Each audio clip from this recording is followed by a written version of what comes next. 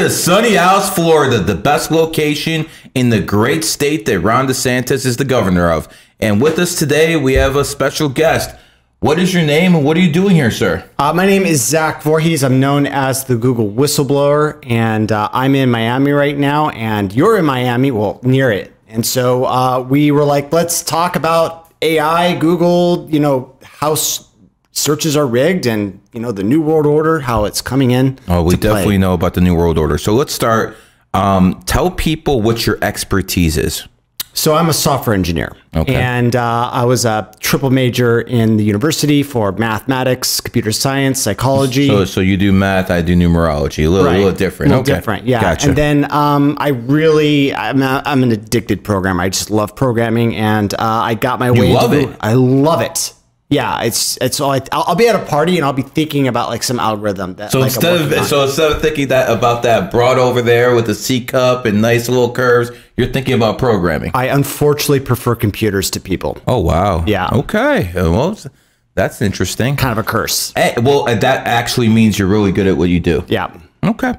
You used to be a former liberal. Libtard. So you used to support Hillary Clinton?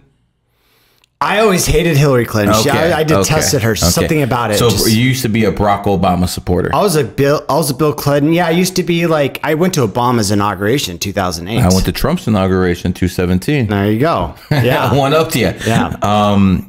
When did basically the light bulbs go off that these people who are liberals are actually the enemy?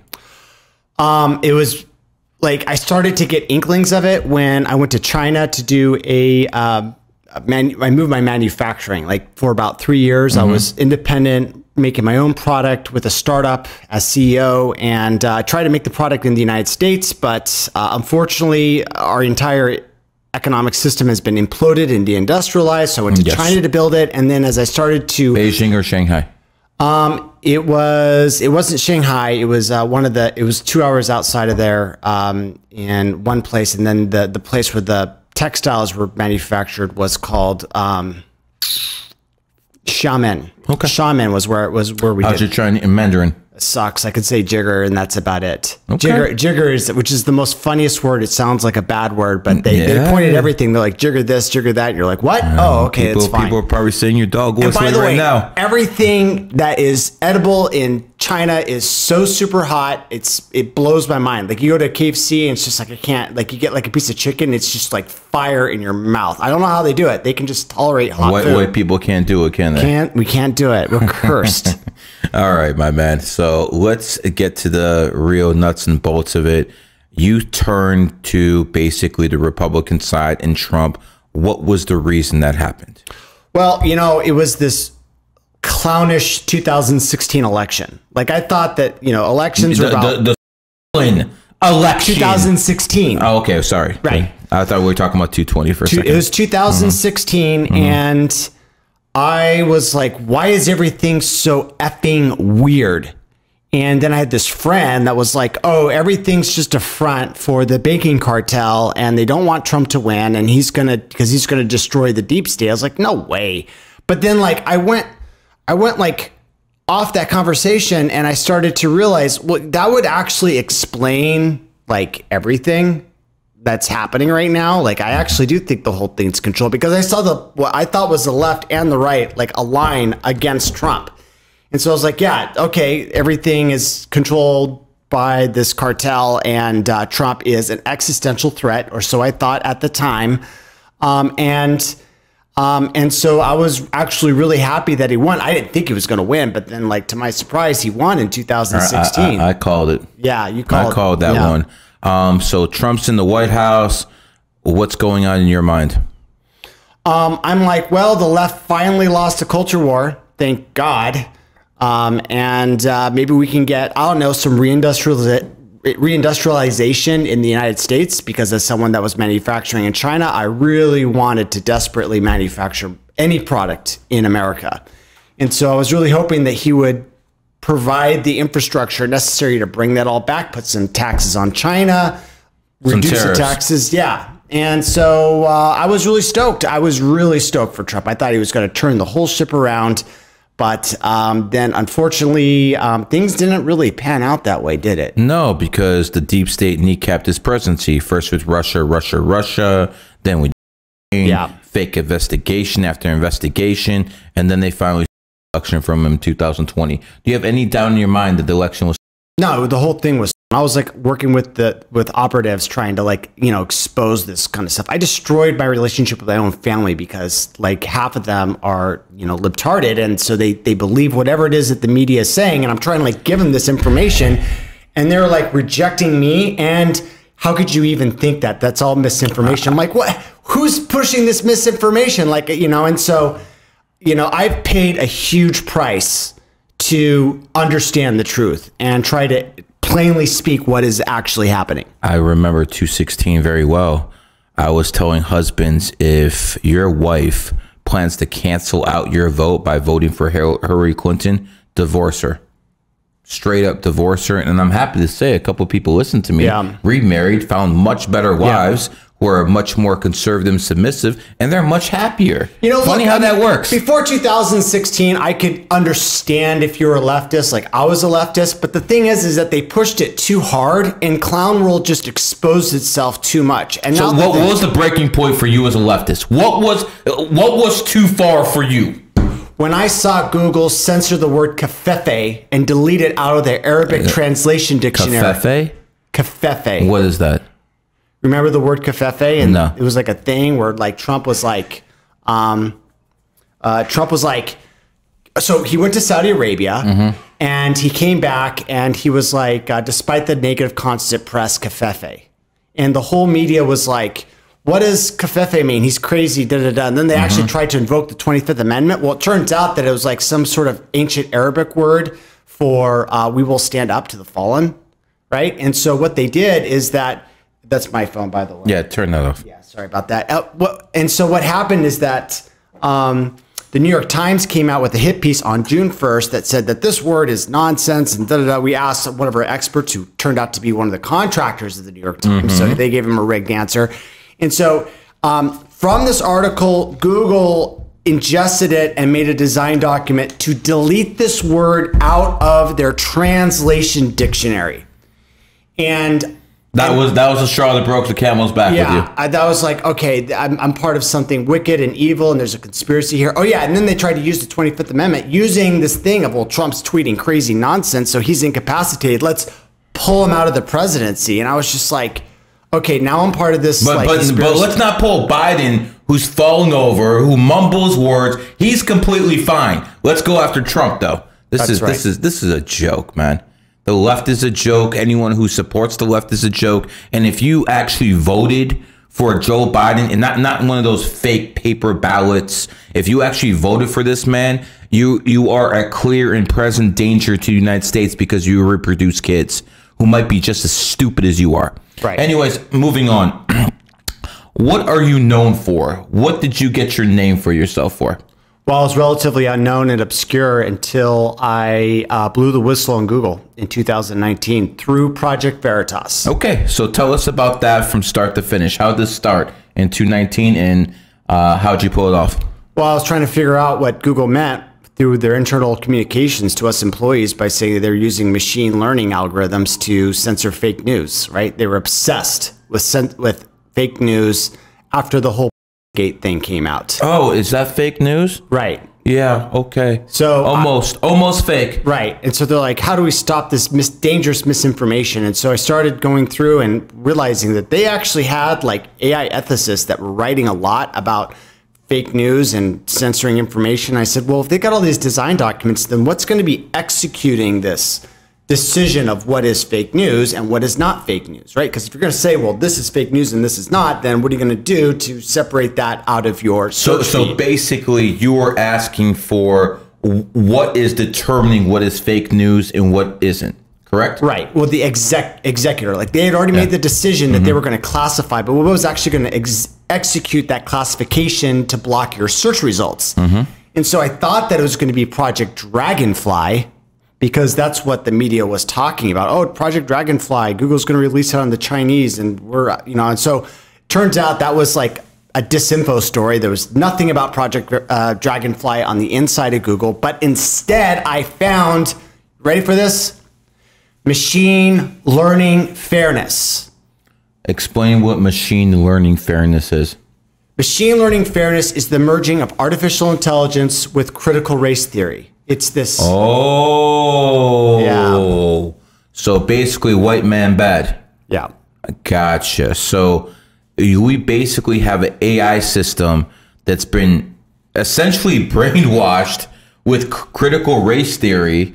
So it doesn't say anything about 72% of black kids being raised by single mothers, and that's the leading cause of poverty. Doesn't say anything about that, does it? Right. Well, they do actually. Here's the thing. Let's hear it. You ready for this? So what it said was in these documents surrounding this is about the definition of algorithmic unfairness, which is if something were true, could it still be classified as algorithmically unfair? And Google's answer to that was yes. And here's an example. Wow.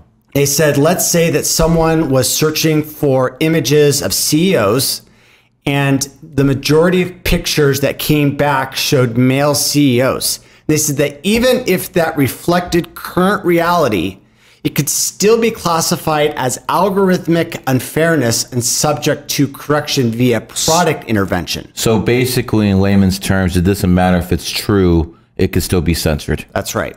Okay. Okay. And did they give an explanation for that, or is it just based off critical race theory? I mean, well, their justification was that they were trying to create a fair and more equitable space on the internet. That sounds like communism, doesn't it? Yeah, it's Marxism. It's I see. Cultural Marxism pushed in through the algorithms. I see. And you were working at Google for a while. When did you see this stuff really start hitting home? First inkling of it was 1 week after Trump got elected with a TGIF that we had, which is our communication with the C-level executives, and that they said that the biggest accomplishment that they had was using AI to filter fake news. And I was like, wait a minute, what was? But it really didn't wrap up until 2017. They were planning it from November all the way to December, and then starting in January, they started to implement this stuff, and then it just started to accelerate across all their different products. I see. So let's go to Hunter Biden's laptop story. Let's do it. Obviously, that's true. Now it's been proven true. Back in 2020, they were basically covering the story up. Tell us what Google was doing. Yeah. So Google started a wave of political cleansings on their social media platform, YouTube. And they had about 3. And I was, at this time, I didn't want to work for the company. I was dreading every single day, but Project Veritas hadn't gotten back to me for almost 1.5 years about what they were doing with my information that I delivered. 1.5 years? Yeah, 1.5 years. Yo, Keith, what's going on here, man? Well, no. Get this. The reason why they didn't tell me was because they had set up a sting operation on one of the AI directors, Jen Janai, for I think it's trust and safety. And so they didn't want to blow up their operation. And but hold on, 1.5 years, the whole damn information might change after 1.5 years. Yeah, but it got really bad. By the time 2019 had arrived, everything was ramping up to 11. And so, yeah, anyways, that was 2019. And then, by the time, then the got released, so they entered in more censorship. Obviously, I can't do anything anymore because I'm not part of the company. But what happened was anyone that talked about the Hunter Biden laptop in October of 2020, gone. Right? It was a purging. There was 30 high-level channels that were purged. Some of their biggest news and political commentators. And what I tried to do is I tried to get an emergency injunction. I launched a legal fund called punchgoogle.com, and we were able to generate $145,000 that we turned around and used to try to get an emergency injunction and get all these people back. Unfortunately, there's a rigged system with the stuff. We have to sue them in California based on the terms of service, and so the forum selection clause kicked in. We had to go through I think it was a federal court or a state court. I can't remember which court we took it through, but they were like, yeah, you guys aren't probably going to prevail. So isn't that something? Yeah. Because of the terms and clause, if you want to go after Google, if you want to go after Facebook, Twitter, well, not Twitter anymore, but before, you have to go sue them all in California. Yeah. And the liberal California court system is going to protect them. This is kangaroo court shit. Yeah. And the thing is that the way to undo this whole mess is that Congress people need to get together and craft out a special carve out to nullify the forum selection clause and say it doesn't matter if you're suing big tech. They cannot use that argument. We're going to keep it in what would be the drawbacks of that? There's no drawback. No. Hold on. If there's some positive, there's probably some negative. The law was made for a reason. So what would be the drawbacks? No, it's the Aegis shield of big tech. Like I'm talking about shattering the Aegis shield. There's no drawbacks. It's like you're like we're going to nullify the forum selection clause for Google, Facebook, Twitter. Okay. And if you are living in Florida and you're running a campaign and YouTube says actually we're just going to remove all your social medias, then you're going to be able to sue them in your native court. And Google can't move it to their rigged court in San Francisco or LA or one of the other district courts. That's most likely not going to pass Congress.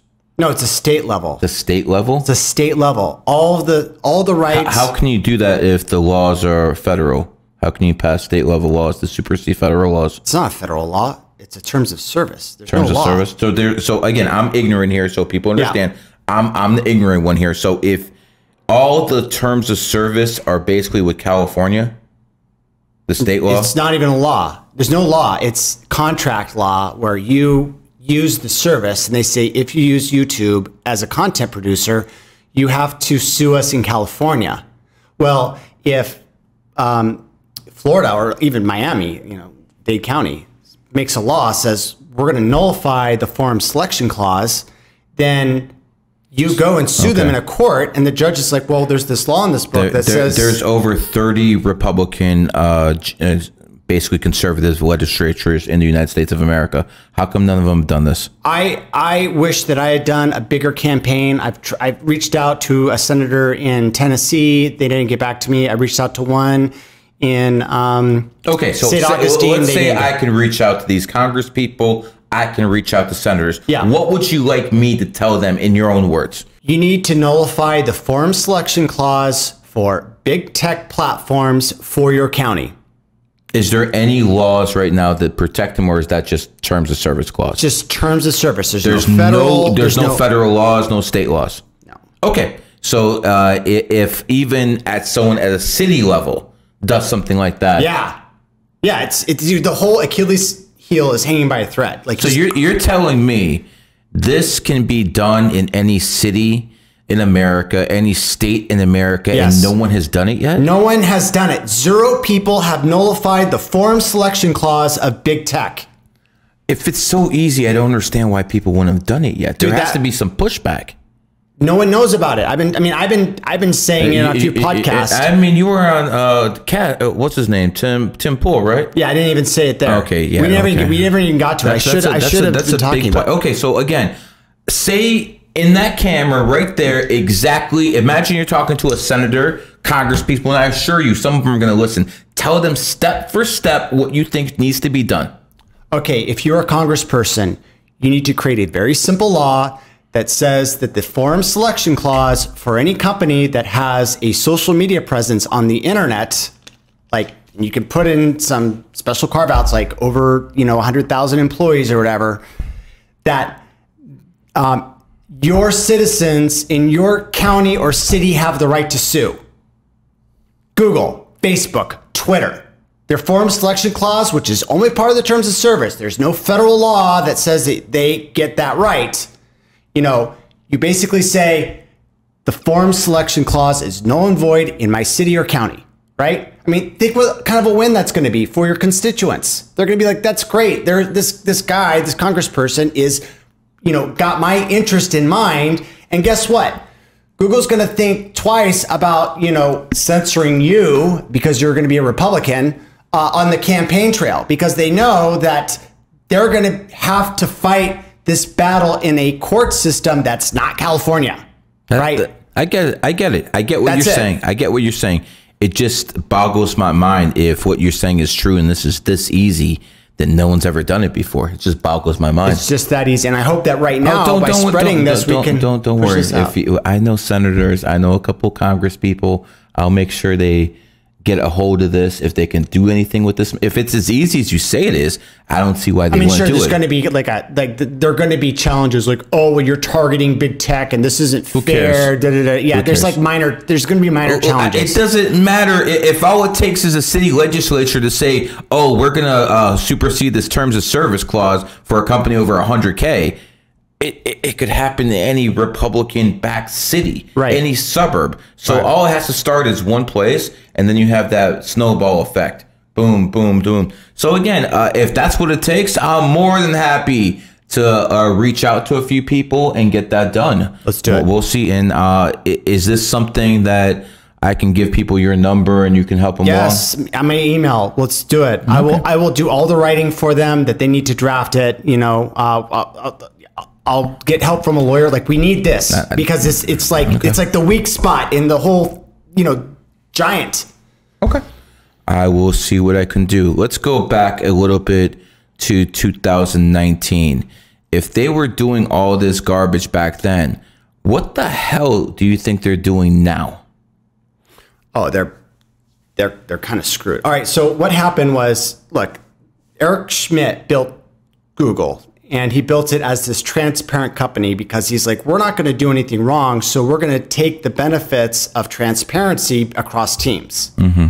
And so then when he left and the new guy, Sundar Pichai came in, basically they started turning towards the dark side, but they left all the transparency in. And so that's how I was able to hit them really hard because I could just, as a full-time employee without special access, see all their evil plans. So what's happened since then is that everything's tightly locked down. They're treating everything like the CIA, shutting down political discussions. They don't want anything getting out. And so, yes. Has Twitter changed at least? Elon Musk bought it, right? Of course. And all the things getting disclosed. So is Google, Facebook worse than ever? I think the peak madness was 2020, but now they're kind of doing this slow rollout of, well, actually, we were being lied to by the establishment. Like Mark Zuckerberg came out and was like, oh, well, it turns out they were wrong. And that caused they were wrong. Yeah, I know. Did his opinion evolve? Remember, these people are never wrong. Their opinions always evolve. Well, the science changed. Of course. Oh, that's what happened. They trusted the science and the science changed. Let's go back. I know you weren't, but it's going to get worse. Like once the election hits, it's all a bunch of lies about how they're sorry. They're going to do the exact same thing, but more. I had a podcast with Malik Obama, and that podcast was taken down on YouTube for so-called election conspiracy. Yet they overturned those rules last week. So now you can talk about 2020 election. And this is where I give companies like Rumble, like Kick, a lot of basic gratitude because they're the ones who forced YouTube to turn around because their revenue's down 3%. Yeah. So that's how you hit these punks right in the pocketbook. Let's go start with that was the biggest psyop in world history, correct? Yes. And are you, sir? No. Okay. Did you ever consider once getting? No, I knew that. I've been trying to warn everybody in my family and friends not to get this is a weapon. You don't know what's going to happen. It's an experimental mRNA. I think we know what's going to happen at the end. I think that's the problem. We all know what's going to happen. I was just telling you off camera. I think it was 2000. No, this maybe a month ago. This one male person told it was on some YouTube clip. She says she's been, handing out mail for 20 years. About 2 people die on average for the past 20 years. This year, 19 have died. So again, you have 19. That's almost a 1,000% increase. People are dropping, but the news doesn't want to cover it. You want a job? People say they can't find a job. Go to a morgue. They're definitely hiring. They are definitely hiring. Go to these insurance agencies that are covering up all of these debts. You know, people wonder why there's so many help wanted signs. Maybe there's just not the same amount of people. I know. That's what I wonder too. I mean, it does kind of make sense, right? People are dying. They want to cover it up. If people are dying and cover up, what was the number one sign you might see? Help wanted signs. Right. Because people aren't there for the jobs. All right, my friend. I do want to say that whenever I go to a red state, the amount of death is super high. And in San Francisco, I haven't noticed that same thing. And so there's this theory that they sent a bunch of bad batches to the red states. So. It's not theory. Obviously, not every is equal. And, you know, personally, there's 3 in America, the Pfizer, the and the Johnson. Now, they pulled the Johnson right away because it was 2 shots. Personally, the reason I think they pulled it wasn't enough people. Right. And, you know, then they got to say it's a murderer, and they pulled it, and so everyone get the murder and the fire. I think the Pfizer is kept in conditions below 200 Fahrenheit. What kind of poison do you have to keep in the machine that has to be below 200 Fahrenheit? Right. I feel that there's some sort of trick that they're doing where it's like, oh, we didn't know that if it spoiled that it would turn into something actually really sick. And so I feel like there's some sort of trap in there that they're going to say. It's like, oh, we didn't know that this was going to happen. And that's the reason why they turned out to be so deadly. And what's the reason they gave it to 5-6-year-old kids? Because no kid from 5-6-year-old died from. So why are they giving all these kids vaccines? It's a depopulation agenda. They want to a lot of us. It's been in their plans. I mean, it's like, think of the leftists. They're like, how many times have you heard a leftist saying, oh, we're a cancer on the planet. We all deserve to die. It's like, well, you know, they think that way for a reason. And now that this is happening, you know, they're, I think on some level, okay with it. You know, when I start looking at the deaths, I think I understand exactly what's going on. If you have a bad heart and say that you probably would have got a heart attack in 5 years and you got the you'll probably die within 2-3. If you have a bad, liver, and you're supposed to live for another 5 years, you'll probably die for another 2-3. Yeah, I think, and what happens is when these people die, oh, like, look, it was a stroke. Oh, right. Look, it was a heart attack. Nothing about the. Listen, if you got, I do have one piece of good news for you. I don't think the was as effective as they thought it'd be, because if it was, they wouldn't need all these boosters. So I think some people's body is so resilient they could actually probably fight off the, and that's why they kept giving people. I know this one guy who got, but he didn't die until he got boosted. Yeah, it accumulates, right? Yeah. I mean, they're hitting you with spike protein antibodies. It's just like, you know, over and over and over again. It's like, what do they expect to see? Like, they're literally turning you into a spike protein factory, and your body is supposed to get antibodies for these spike proteins, which are being expressed all over your body. Like, it's mind-blowing that everyone just went along with it. Like, it's just, as a rational person and a scientist, I could just sit there and connect it. Like, the dots weren't even far apart. It's like, they're literally, like, if you had a tank, if you were like giving or a tank, you'd be like, well, let's use the hull or the wheels, right? You wouldn't use the fucking ammo, right? It's like, let's inject people with the fucking ammo and trust that everything's going to work out. Like, how are people so stupid that they could take that? You were once a liberal, though. Yeah, when Clown World hadn't come into full bloom, right? At least I can forgive myself for believing the great lie when it was still, you know, convincing. I was never a liberal, so I can't speak on that. But I do enjoy when I see people evolve, and obviously that's what actually happened. You evolved from being a liberal to a conservative, and that's pretty much what happens in society. They understand that people sooner or later wake up, and that's why they indoctrinate the young. Because for everyone who gets out their liberal trance, they're going to indoctrinate 2 more. Right.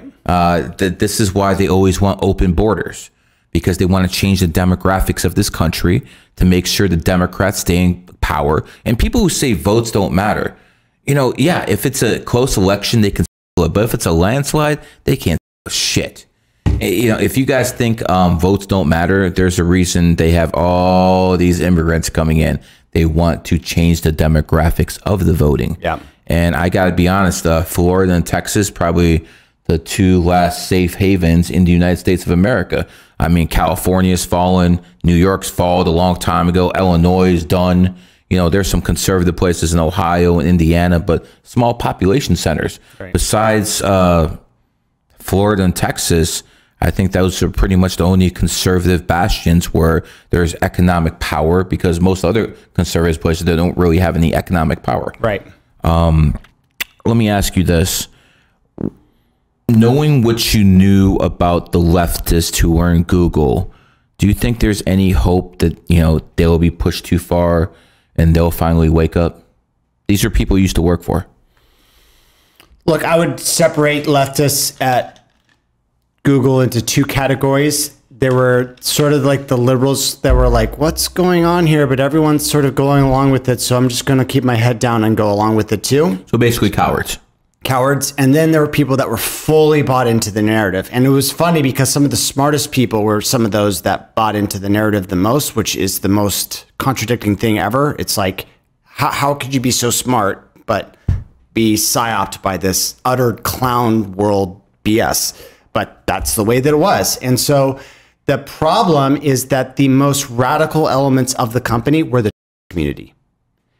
And if you want to know who brought in the censorship, it was the community. The community inside Google is the ones that brought in the censorship? Yes, every single freaking TGIF. Get these ill people out of society. If you want to cut off your dick, that's your business. But you have no business being around other people and putting your political views on. I don't understand why people put up with this crap. Get rid of them. Get rid of them. And I'm not saying do anything drastic that's illegal. Make sure they don't have any jobs. Make sure they can't do any damage, because this is all they do. They want to come in. They want to spread their political nonsense. And they basically want to legalize. When's the pee going to get legalized? I mean, I do want to come in defense a little bit to the judge. Look, not every one of them is bad. Most of them are actually good. The problem is that there's a higher propensity. You're the one who just said they're the ones who are doing this Well, stuff. they were selected, right? Because they're so you have a spread. Like, look, there's a lot of illness in the community, but some of them are just absolute brainwashed totalitarians. And they're low status males in the society that get boosted up, and they know that as long as they go along with the thing. Say it again. Say what you said again. Low status males in society that all of a sudden get boosted because of their job. And now if they lose that job, they lose their status. Okay? And so they're going to go along with whatever narrative is pushed out in front of them. And guess what? They are pushed into positions of power. And they're like, well, this is the recommendation of our employees. Right? No, they're being put there so that they can push this thing, and then they use them as the shield. So when you criticize it, it's just like, oh, you hate like people or whatever. Right? I don't hate ill people. I just don't think they should be making decisions. Right. And they make great programmers. Here's the funny thing about genderism is that it pretty much leaves the person intellectually intact. They just have this obsessive quality about them, and they can make really good engineers. They've got this obsessive quality about them and a streak of narcissism where they can't stop thinking about themselves and being victimized by their biology, by society. And as a result of that, insane when it comes to making cultural decisions that affect you and me. So again, they shouldn't be anywhere near that place. They shouldn't be near any center that is involved in political or cultural discussions about where our society What could percentage of Google staff was? I would say probably about like 3%, but that didn't stop us from having. What about actual? Oh, it's probably higher, like 10. 10%. They called them gigglers. They call them gigglers. Gigglers. Okay. That's Google, but gigglers. I gotcha. And you had a lot of relationships with these people? By 2017, I kind of tried to avoid them because I didn't know whether they were going to hate me secretly. Like I came out to a few of my friends within Google. You know, I was like, well, I'm a conservative. You're a conservative? Oh, you came out. Is that what it means coming out the closet over there? Yeah. You're a conservative, not gay. And the first time I told someone that I was conservative, he immediately hated me. And he tried to fight me by like, oh, let's go wrestle. And I was just like, no. Want to go wrestle you? No, it wasn't advanced. He was just this guy that was just really indoctrinated for various reasons I won't go into. He wanted to wrestle me to kick my ass because he was so pissed at Trump and everything else. And it's just like, well, and he was like, we were friends up until that point. We had never talked politics. And like the one time that I did, all of a sudden he was like my mortal enemy. I'm just like, gotcha. Whoa. Right. So that's hate strong with that one. Hate strong with that one. The weirdest part about Google was surviving a mass attack in April of 2018. Tell us about it. It's going to be really weird. You want to hear it? All right, give us the cliff notes. Okay, so 2018, the fire alarm gets pulled, and I was into conspiracies that time. I was like, wouldn't this be funny if it was a flag attack? So I grab my electric skateboard, I go out the back, I start going down the hill, and then I get to the corner at the patio where we usually have lunch. And I would have been there that day, except if I hadn't skipped lunch. Anyways, there's a guy lying on his back, out his chest. And I was like, I didn't realize it was blood. And I was like, what's going on? You must have been in shock. Yeah, had a slight 5 o'clock shadow. Anyways, long story short, oh yeah, so there's a mass of people coming down, and I'm like, active, because a cop had just busted through one of the doors with a assault rifle. And so as I'm going away, everyone starts running towards the fence. I leave, and there's news media. No one else is going to talk to the news media. I've been on TV a bunch of times, America's Greatest Makers reality TV show. You know, I'm kind of a boisterous guy. So I'm like, yeah, I'll talk to you guys about what happened. I said, yeah, there was a man. And they're like, oh, there was two. And I didn't really understand what they were saying, but the media had already released the story that the was a woman. But guess what? The was a vestite. Okay. So when I said with a gun starts shooting people, right? Isn't rocket science. But here's the weird part. Here's the weird part. To this day, we still have no idea who the 3 victims were. And I've looked. And I've been like, well, they should have released this information by now, but no. Kind of like the shooting. They don't know what's going on, right? We don't know what's going on. I don't know how they could keep it secret. Like, how could they keep it secret? Like, YouTube isn't a big campus. There's only 4 buildings. It's just like, oh, it was like Marjorie over in accounting that was shot, and Mikey over in the software engineering department. But we never found out who got April 3rd, 2018, and approximately 12:46 p.m. Yep, which is usually when I go to lunch. So gotcha. I skipped it that day. Anyways, yeah. So we never knew who it was that got shot. No fatalities. And when I looked at the research, I did some research at who this was and who their parents were. It turns out that their dad worked for the IRNA, if you could believe it. And now it's scrubbed. You can't find all this in this information out. So I think how easy is to scrub someone from Google? Oh, they write a filter, and it just goes in, and it's like when information goes through, it's like, does this pass the filter? Nope. Throw it into the garbage, and you never see it. Gotcha. So they scrub it overnight. I see. Have you seen instances of black people being labeled white supremacists? At Google? I've never seen it within Google. I'm just curious. Okay. I'm going to ask you one final question. I want your straight up answer. No bullshit. All right, let's do it. Is Terminator going to happen?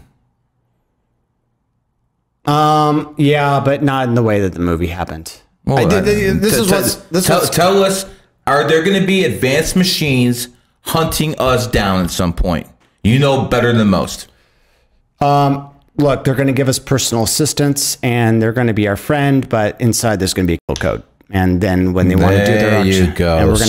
So what we're going to be told is the beta males are going to get a nice looking woman robot who they can have sex with sometimes. The women are going to get some bodyguard who's going to be their maid and all this, clean their room. And then one day, kill code. They're all dead. It's not that hard. If you have one assistant per person on the entire planet, then if you tell all the robots at the same time to kill, they'll just pull out their gun, blast the person pretty much at the same time because they're always around them, and then game over. Most of the population is dead.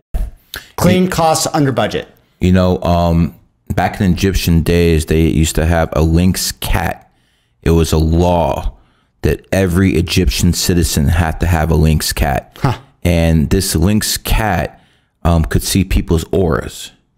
That's what it did. And it was never loyal to the family. It was only loyal to the state. So what would happen is this lynx cat would go into the family's house, and if it saw their auras were off and they were planning rebellion, it would go tell the authorities, and those people are dead. What do you mean it would go tell the, how would it do that? It would walk out the house and go tell the authorities basically that these people are plotting against you, and then people will go kill them. So again, what I'm basically trying to tell you is, today in the future, you just say the possibility where we have technology where robots in the house kill us. Yeah. Back in the day, the Egyptians had cats called lynx in the house, the same way, you know, they would kill the mouse and do whatever, but they were never loyal to the owner. Right. They're only loyal to the state. That's exactly what happened. So it's interesting to see how history is going to repeat. It's going to rhyme. Yeah. Hopefully, we don't see that timeline. Anyways, my friend, how do people reach you? How do people get a hold of you? Yeah, if you guys want to see how the sausage is made with all of the Google censorship, go to my website, zachvorhies.com. If you want to follow me and see intel drops, go to my Twitter account, twitter.com/perpetualmaniac. Hopefully, you'll leave it as a link, or you can just search my name, Zach Vorhies, on Twitter, and just join up there and see what I'm posting. I'm not trying to sell anything. I just want to give you guys good This is your time to actually put out so people actually know how to reach you. Oh, and there's one last thing. When all the censorship came, I built a website that aggregates all of your favorite content creators. You'll be on there here pretty soon. It's called blast.video. It's literally the best place for news and opinion on the internet. It should be the #1 thing, should be above Rumble, but you know, I'm not part of the establishment. So I'm just going to be on the little niche on the internet, and now you guys know that that's the best place. Well, Rumble was established because the Tates knew that they would get suspended off media, so that was their plan B. As soon as all that happened, bring everyone to Rumble. So that was all like set up from the very beginning. Right. But see, I'm better than Rumble because I pull from Rumble. See, I pull from YouTube, Rumble, BitChute, Brighteon, Gab TV, all these things, Spotify. So it's like it's an aggregator, like a search engine. Okay. But you get a daily feed of everything. People got it. Anyways, this has been a very interesting talk. I appreciate you coming by and, you know, educating the audience. And again, this has been a GG33 production. We're out.